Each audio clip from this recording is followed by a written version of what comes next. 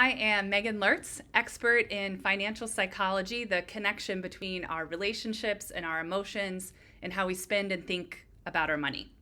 And today I want to talk about the connection between financial satisfaction and life satisfaction. As you might imagine, there are big connections between those, but I want to talk about it in sort of maybe a way that you weren't expecting. This was actually something that I learned in Philosophy 101. There was an ancient Roman philosopher, his name is Seneca. He was sort of the leader of the Stoic sect. And he wrote a book, among many books, one in particular called On the Shortness of Life. And in that book, paraphrasing, he says that, life, it's not that it's short, it's that most of the time we waste.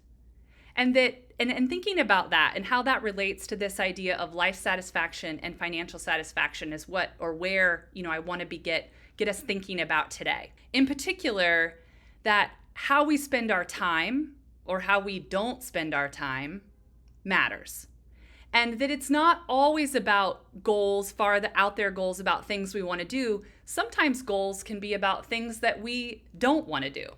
As a mother of two small kids who can burn through whatever it is that I make them for dinner, if they eat it at all, I can tell you that dinner for me, making dinner, meal prep, thinking about dinner, ensuring I have all the ingredients, that this tends to be a stressful time of my day and not even necessarily what I consider my best moments as a mother.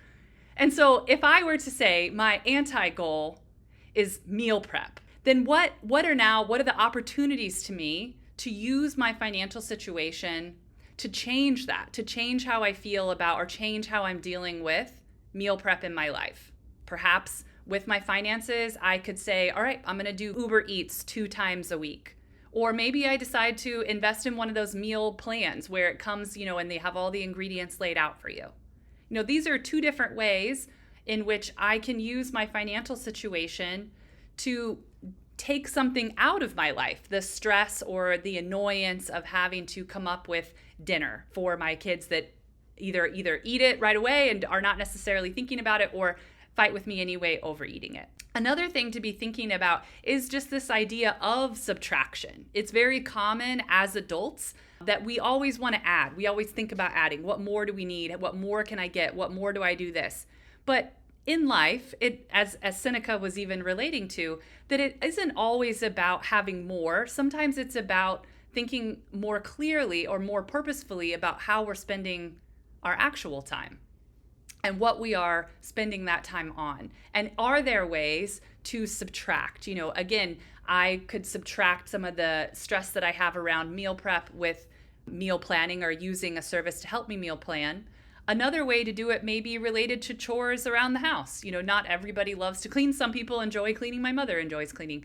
I don't always enjoy cleaning. And so another potential way to get more time back in my day and less mental load throughout my day would be to say, okay, I'm going to hire a maid or a service to come into my house twice a week and do some cleaning.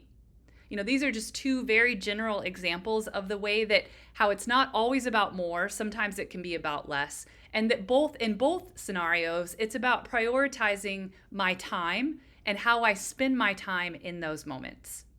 Thinking about life satisfaction and financial satisfaction in this way, and the connection between time and money and how we spend it and what's most important to us in life, this can grow not only our financial satisfaction, but our overall life satisfaction.